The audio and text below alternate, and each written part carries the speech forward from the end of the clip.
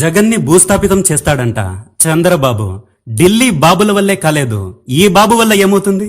జగన్ని భూస్థాపితం చేస్తా రాజకీయంగా, కానీ భౌతికంగా కాదు. అంటే ఇండైరెక్ట్ గా జగన్ని చంపేస్తామంటున్నారు. 2009లో రాజశేఖర రెడ్డిని కూడా ఇలానే మాట్లాడారు.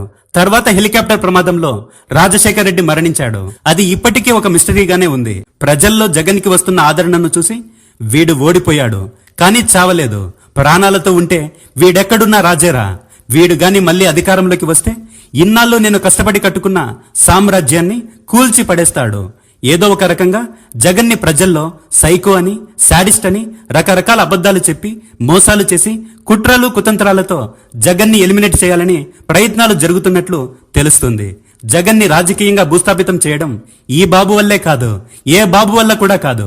ఎందుకంటే జగన్ రోజు రోజుకి జనాల్లో మునుపటి కంటే మరింత ఎక్కువగా బలపడుతున్నాడు. ఈవీఎంలతో మోసం చేసినంత ఈజీగా జనాల్లో జగన్ని తుడి చేయలేరు. జగన్ అంటే బోర్డు మీద రాసిన రాత కాదు, జనాల నుదిటి మీద రాసిన తలరాత.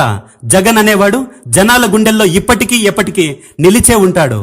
జగన్ని రాజకీయంగా భూస్థాపితం చేయలేరు, కానీ భౌతికంగా భూస్థాపితం చేయగలరు.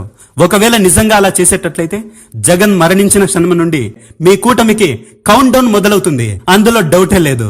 ఎందుకంటే జగన్ కంటే డేంజర్ నా కొడుకులు రాజకీయ రంగ ప్రవేశం చేస్తారు. వాళ్లకు నీతి నిజాయితీ ఉండదు. వాళ్లకు తెలిసిందల్లా ఒక్కటే, తగలబెట్టడం. నాగార్జున సాగర్ ప్రాజెక్టు ఆనకట్ట ఉన్నంత వరకే ఆ నీళ్లు ఊళ్ళ మీదికి రాకుండా ఆపగలుగుతుంది. ఆనకట్టే లేకపోతే ఊర్లకు ఊళ్ళు తుడిచి పెట్టుకుని పోతాయి. ఇంతకంటే క్లారిటీగా నేను చెప్పాల్సిన పని లేదు. ఎందుకంటే మీరు తెలివైన వాళ్ళు కాబట్టి. లేదు కాదు అనేటట్లయితే ఒక్కసారి జగన్ని భూస్థాపితం చేసి చూడండి, మీకు శంకుస్థాపన మొదలవుతుంది.